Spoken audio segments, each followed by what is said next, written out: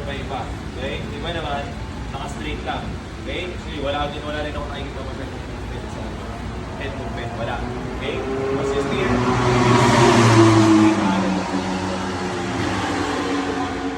okay? Kaya, nadadali din kayo sa location. Okay? So, nababawasan din yung vision nyo. Okay? Kasi, hinihintay nyo lang na tumuro yung mismo bike dun sa location na pupuntahan. Okay? So, unahan nyo lagi. Malayo kami. Okay? So, sa movement pa lang po. Head movement pa lang. Head movement, steer, then upper body. So, dito natin gagamitin yung body weight, upper body weight. Okay? So, i-apply natin yung upper body approaching sa apex. Okay? Approaching apex or sa inside. Okay? So, ina-apply lang to pagka may speed.